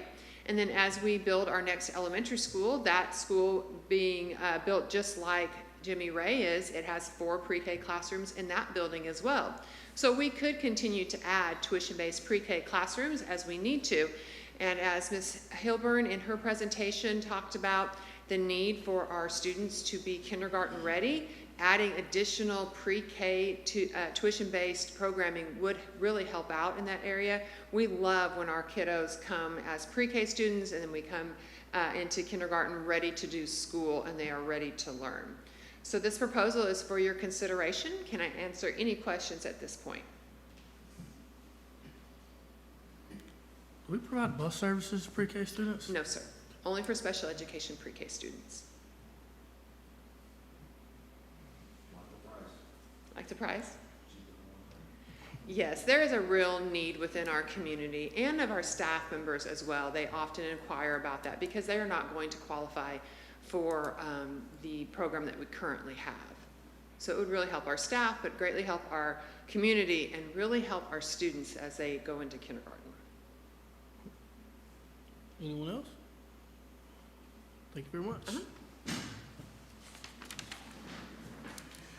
All And our last report tonight would be our 2023 bond financial update. Mr. Collins? Thank you, sir. At our last Bond Oversight Committee meeting, we had a really good suggestion that, hey, you give us these updates, and I know that we're supposed to be talking to the community, but what if we did an update, just an overall update of the bonds, kind of where we are on the projects for the entire community at a board meeting? And so that's kind of where this was born, was a good suggestion from our Bond Oversight Committee. So want to walk you through, now that we're through with the Jimmy Ray project, kind of want to walk you through where we are with all of our bond projects through this point. You remember back in May of 2023, we had a 4-part bond election, props A, B, C, and D. A was for a bunch of schools, B was for a high school, C was for some campus renovations and improvements, and then D were for athletic improvements at Waxahachie High School. D was unsuccessful. The other A, B, and C were approved at approximately $574.9 million or so. So within Proposition A, we have multiple projects that are stacked up. We have constructing Jimmy Ray, constructing Wildman, constructing Frankie Lugette, renovations to Finley, Howard, and Coleman Junior Highs, and then some money set aside for the purchase of land. So when we say that Proposition A is $192.2 million overall, it is $192.2 million, but we had a scheduled out planning estimate for each of those projects that were included within Proposition A. So you may hear Mr. Mott from time to time tell you that we're under budget here, or we are under budget there. When he's telling you we're under budget, generally he's looking at not only guaranteed maximum price, but we're also talking about what was our original budget, our planning estimate going into this project. So you may remember Finley and Howard. Back when we were approving Finley and Howard, asking for you to approve the GMP, we told you that the cost estimates came in $4 million over budget. Well, it couldn't have come in over budget at that point. It came in over our planning estimate because you were setting the budget when you approved GMP. So as you're hearing Mr. Mott tell you that it's $1,200 under budget, he's talking about relative to the GMP. When I tell you it's $4 million over budget, I'm telling you it's $4 million over the original planning estimate as we were going through. So it can lead to confusion. We can really work on cleaning up our language when we're talking about this, but I'm wanting you to know kind of where we were relative to our planning estimate, because that's what I'm looking at overall for the program. Mr. Mott's looking at the actual implementation of the program. When you give him the green light and say, hey, go build me a Frankie Lou at $41.8 million, I need to know, are we going to be on target? Do we need to, not round off any corners, but do we need to be careful with our furniture selections? Or are we sitting okay? Do we have some money that we can transfer to another project if our estimates fell short?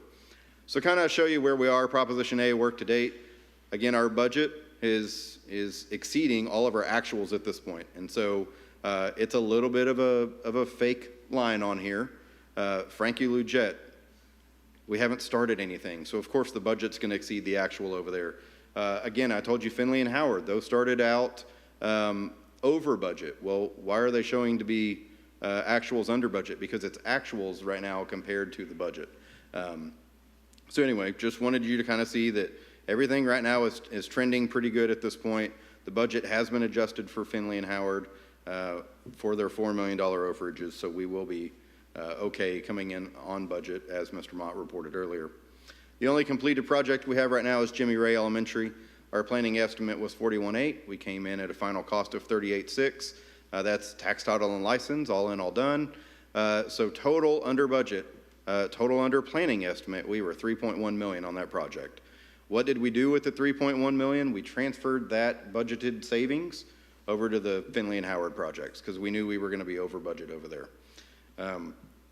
Next projects, these are the ones that are in progress.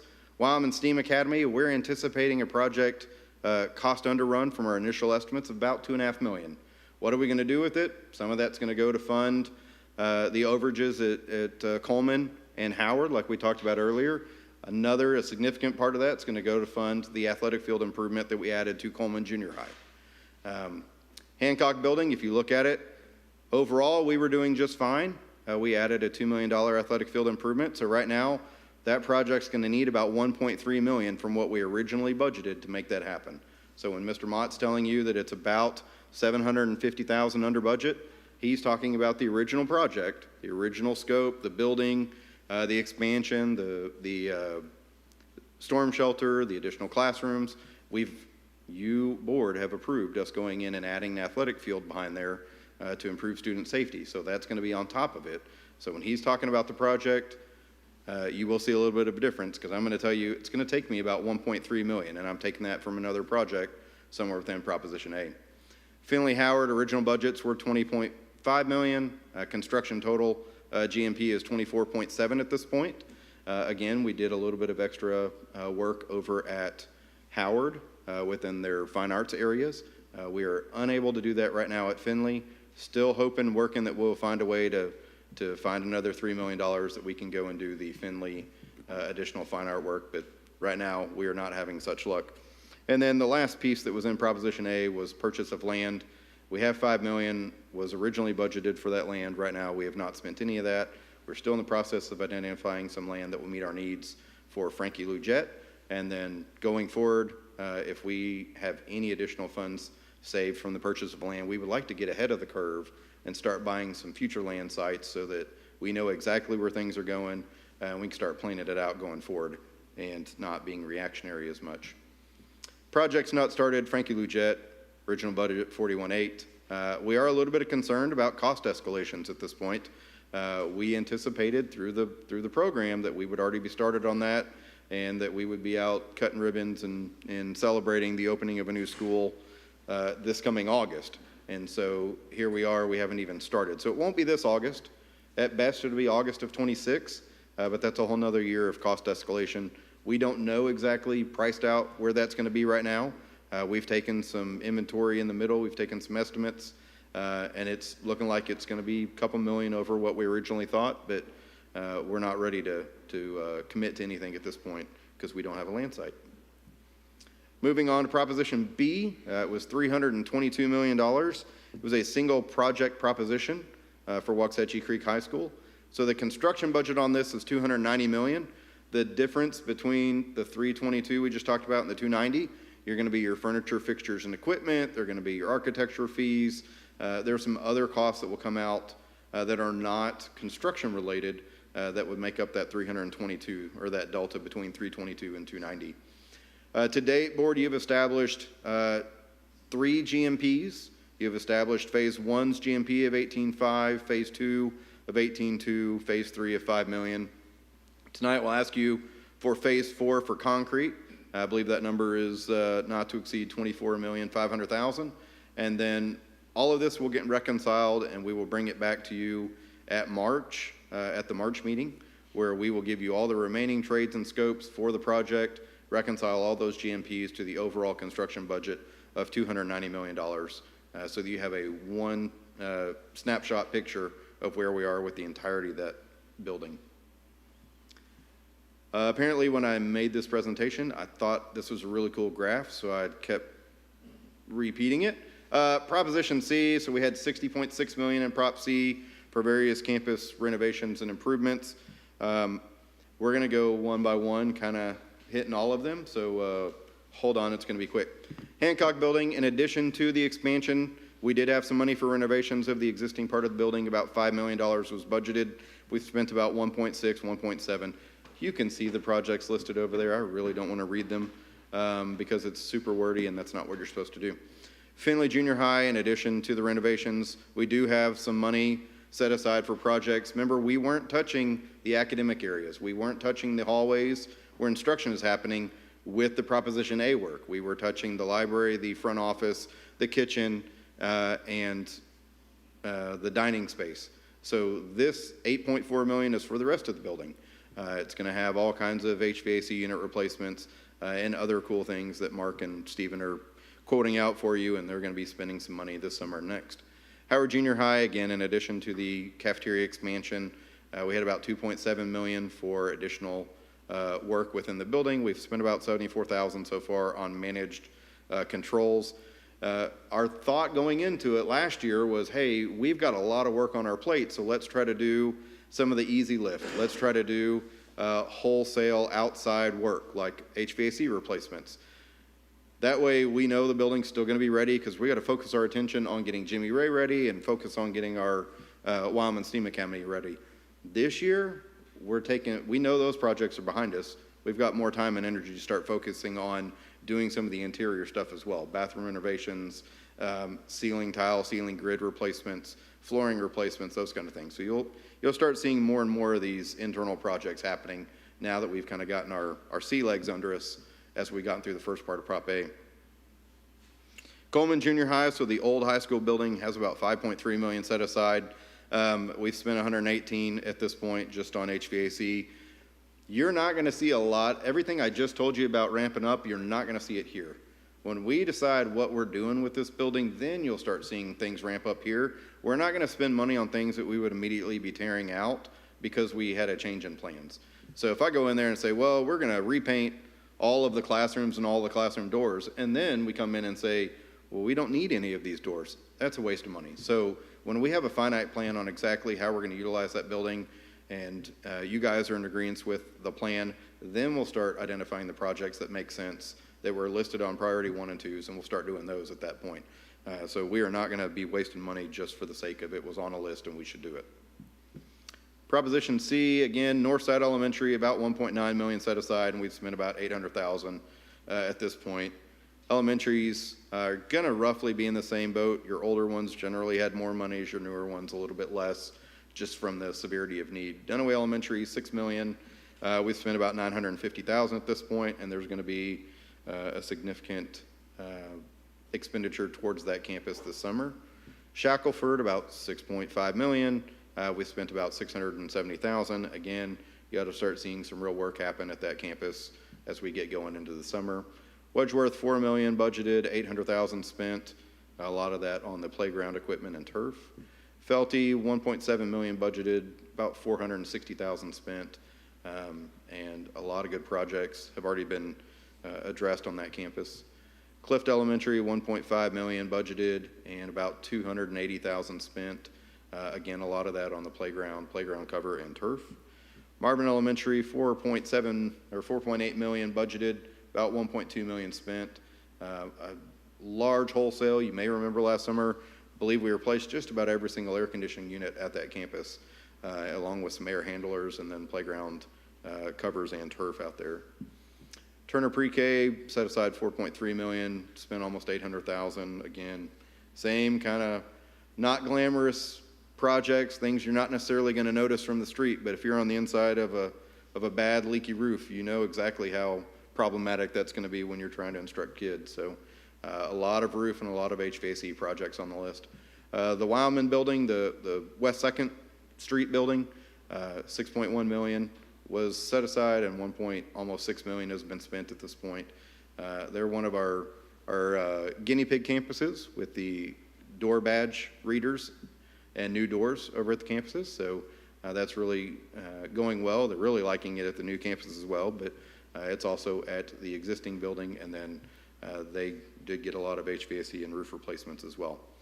I know it was super quick, but I didn't think you wanted me to read every single project to you on the elementary side. So with that, any questions that I can answer from the 2023 bond expenditure update? I don't have a question, Ryan, but A+. Thank you. This is exactly what the Bond Oversight Committee was wanting. The more transparent we can be, the better it is for us, not only now, but when we go out for another bond. Yes, so ma'am. Thank you. Absolutely. And we will try to bring you another one with the completion of every project.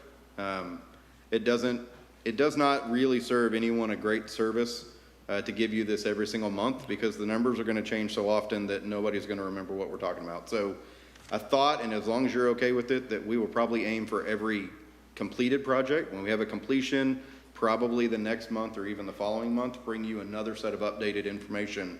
Here's where we are, and that way it's not overkill, but it also has a significant milestone that it's attached to. And then, Ms. Timmerman, we will post online this entire report. We'll put it up there so that the community can go and access it in the Bond 23 webpage that's out there. I know that was also mentioned in our Bond Oversight Committee meeting, so we will follow through and put that out there. Great. Any other questions? Thank you very much. Thank you. Board, moving to our consent agenda. We have a rather lengthy one. We have items A through R up for consideration.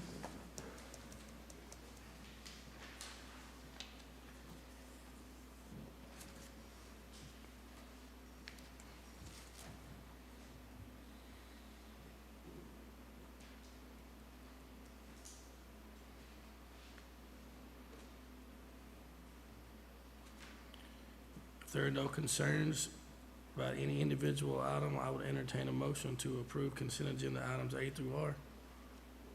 I make a motion that we approve items A through R on the consent agenda. A motion by Mrs. Timmerman. Do I have a second by Mr. Cooper. Is there any other discussion? All in favor say aye. Aye. Opposed say nay. Motion carries 6-0. All right, moving back to our action items, will be action item B, which is consideration with possible action to order an election Board of Trustees places 6 and 7 for Waxahachie Independent School District and approve the use of the WISD Administration Building for early voting and Marvin Biomedical Academy as an election day polling location. Dr. Avery. Yes, sir. You pretty much said it all right there. We do need to have an election for places 6 and 7. And we did want to use our administration building as early voting site and our traditional site at Marvin for the Marvin Biomedical as election day polling location. I would ask that we approve this. Any questions? Okay, I entertain a motion to approve action item B as presented. Mr. Autry, I'd like to make the motion that we make the order an election for the Board of Trustees for places 6 and 7, and the early voting site will be the WISD Administration Building, and the site on the day of the election will be the Marvin Biomedical Academy. I have a motion by Mrs. Creedle. Do I have a second? Second by Mr. Pitts. Any other discussion? All in favor say aye. Aye. Opposed say nay. Motion carries 6-0. All right, action item C, consideration with possible action to approve the 2025-2026 Waxahachie ISD academic calendar. Mrs. Mott. It's calendar time, trustees. Dr. Averett, next year's calendar. So I've been working with our DEIC committee, as has been our process in the last couple of years. Back in November, I met with the DEIC committee for the first time about calendar development, and I brought to them 2 draft calendars for consideration just as a starting point. One of the calendars was very similar to this year's calendar. We've got lots of good feedback on this year's calendar. And then also the other one I brought to them contained a fall break. There's always a lot of interest in a fall break. So we met and reviewed both of those calendars. We listed out the pros and the cons. And after a lot of discussion, they were leaning very heavily toward the calendar similar to this academic year. The cons that led them away from the fall break calendar is that it really extends that school year after Memorial Day, and you have to start earlier as well, which meant bringing our staff back at the end of July, which is never a staff favorite. It also causes a big difference in your fall and spring semester days, which is a pretty big issue at the secondary level. So after all that discussion, they were leaning pretty heavily toward looking at this year's calendar with just a few changes. And so they were tasked with going back to their campuses and getting feedback. And so we came back together on January 14th, and we had all of the feedback onto one Google document, and we sat down in groups and we looked through all of the feedback, and they came up with the common themes in the feedback. And we worked to address the feedback and made some changes to the first calendar that we saw in November. So we made adjustments according to the feedback. And then on January 20th, I took that calendar from the DEIC with the adjustments. I took that to Cabinet, and Cabinet members had some input and looked at some things such as graduation dates and things like that. And so we arrived at the calendar that you have in your packet Just a couple of quick highlights for this calendar. There are 7 days for staff at the beginning of the year, and of course we protect at least 2 of those for work-only days, and that varies depending on the staff development that we have coming in and who is providing that staff development, but we will protect 2 of those for every teacher. School for Students starts on August the 13th. Pretty typical holidays through the fall there. You do see the traditional homecoming date of October 10th, a little bit later this next year, and Fair Day on the 13th, a week break in November for Thanksgiving, and the 10 days that we traditionally have for a holiday break in December. Teachers returning on January the 5th for a work day, and then a professional day on January the 6th, students returning on the 7th. Spring break, March 9th, and then Good Friday on April the 3rd. And then we did make some pretty big adjustments to May. This calendar shows us having students' early release day on May the 20th. And then Thursday the 21st would be a staff work day with global graduation that evening. Friday the 22nd is another work day for staff with Waxahachie High School graduation that evening. And then teachers have the opportunity for 2 exchange days on May 26th and the 27th. So if teachers accumulated their hours for the 26th and 27th, their last work day could be May 22nd before Memorial Day. And so, of course, if they do not accumulate their hours, then they will be able to work on the 26th and the 27th. Any questions or concerns that you would like me to address with this proposed calendar?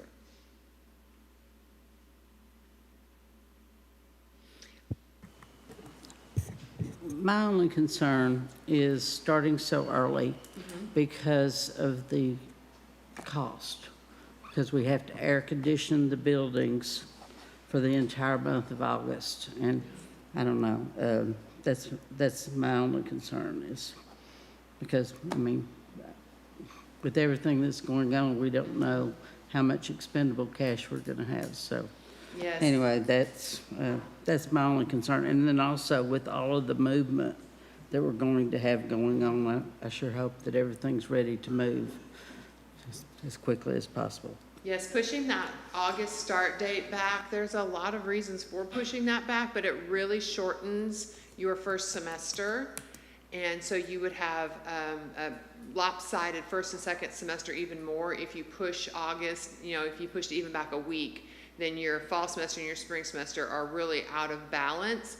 And then also we would be pushing our teachers into that first week in June more than likely. That we've done that before in this district, but it keeps that imbalance of those semesters. I like this calendar better than the other one this year. I can tell you that. I knew you liked those graduation dates better. I do also have to compliment the DEIC. They are an amazing group of teachers and professionals to work with. They come in each meeting and they're just ready to go. Their attitudes are fabulous, and I've really enjoyed working with them the last couple of years, and once again this year. They just do a lot of work. They get their feedback. They work hard when we meet, and so compliments to the DEIC. You may have answered this question. How many extra minutes do we have built in?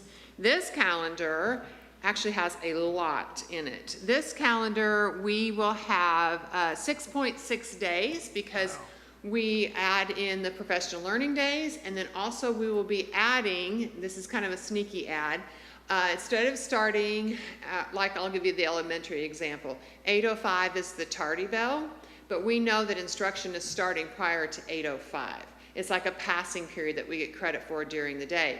So we can capture that 5 minutes at each of our campuses now and add that to our minutes, which gives us about a day, 1.8 days additional time. And so that was something that Mr. Frales has utilized before. And so we are going to capture those minutes as well. Our students are in our classrooms well before that tardy bell. It will make no change in what time parents need to bring their kiddos or our teacher work hours. We're already doing this. We are just have not been capturing the minutes. So that gets this calendar up to 6.6, I believe is what it says. Can't see it, my glasses are not on. And Ms. Mott, I was just addressing concerns, I mean, because I understand. the electrical bills for August the 4th are pretty high. I understand, yes. That is a consideration. Ms. Bond, quick question. So this calendar doesn't have any like weather days included because we have so many extra minutes? Right, so when we add so many extra minutes in, we don't have to put the bad weather days on there like we traditionally did. That changed a couple of years ago, that as long as you have them built in, we're good. And we know that attendance on those bad weather days when we have to use them is never very good. So we build them in. Perfect, thank you. That's a great question, though, that's a change. Anyone else? Okay. I entertain a motion to approve action item C as presented. So moved. A motion by Mrs. Timmerman. Second by Mr. Schofield. Any other discussion? All in favor, say aye. Aye. All opposed, say nay. Motion carries 6-0. All right, action item D, consideration with possible action to approve a construction package at Waxahachie Creek High School for concrete with a guaranteed maximum price of $24,500,000 as recommended by Poe Construction. Mr. Collin, more numbers for you. Thank you, sir. Board, in your little booklets that were handed out earlier, right here in the middle somewhere. Actually, if you'll go to page 4, you'll see a little executive summary that tells you that the GMP number for concrete is $24,375,808. So the 24.5 was the safe harbor holding spot as Pogue was working through all of the submittals and making sure that our scopes were in line with what was requested and making sure that the contractors that responded were able to do the work and that they had no concerns with. So they've come back with a price of $24,375,808. If you would like, you're welcome to take your book with you, and you can look even further back in the 4th section. You'll see how that kind of breaks down by the various bid package groups. And then, okay, I'm the only one that's interested. That's all I got, sir. Super nerdy. You stopped me from going way off the rail. Any questions for Mr. Collin? Okay, I entertain a motion to approve action item D as presented. Motion by Mr. Schofield. Do I have a second? Second. Second by Mrs. Timmerman. Any other discussion? All in favor, say aye. Aye. Opposed, say nay. Motion carries 6-0. Thank you, sir. Consideration with possible action to adopt a resolution to pay staff during the district-wide emergency closure activated by Superintendent of Schools under Board Policy EB Local on January 9th and 10th, 2025. I'm sure this is a pretty popular one tonight. This is the one that I want to channel my friend who's 1,000 miles east of us and go really long-winded about all the benefits from it. But back on January 9th and 10th, we anticipated we were going to have some extreme weather, real concerns about ice. It didn't materialize, but we went ahead and canceled school for those 2 days. So board asking for your approval of a resolution to pay staff for those 2 days and not call 2 work days to make up that time with staff. It is in the budget. It's not going to have a material negative impact on our finances overall. Questions? Okay. I entertain a motion to approve action item E as presented. Motion by Mr. Cooper. Have a second? Second. Second by Mr. Pitts. Any other discussion?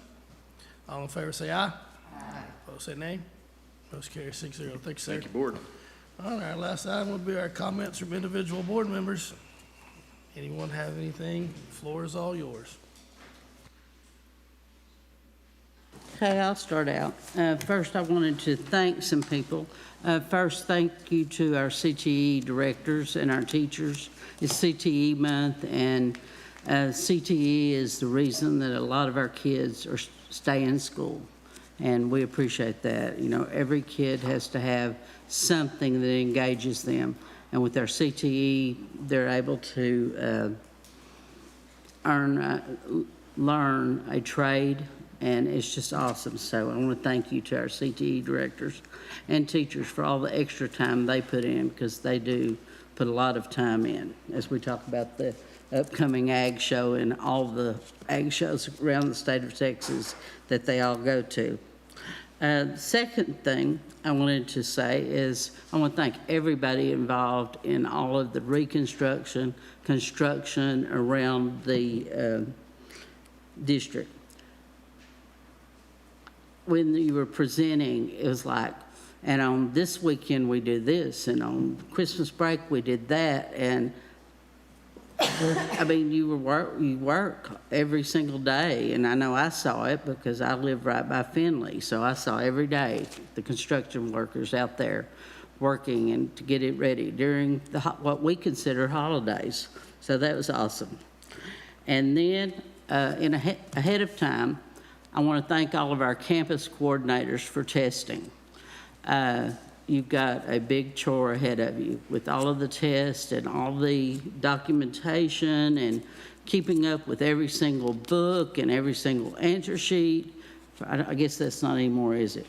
Sorry, I just dated myself. But anyway, but thank you to all the coordination that you have to do, because it is a lot, even though you don't have to keep up with those booklets anymore. And then I just want to say happy Thanksgiving and happy Valentine's Day to everybody. Y'all have a wonderful break. Thank you. Anyone else? I just wanted to say how great it was. I love it when we have students come and present. Then they just make you proud. And so they did a great job, and I'm not going to go on and on about CTE because Ms. Kriegel already said everything, but I love it when kids come. Anyone else? Okay, at this time, I'll entertain a motion to adjourn. So moved. Motion by Mrs. Kriegel, have a second? Second. Second by Mrs. Tillman. All in favor say aye. Aye. Motion carries 6-0. Thank you.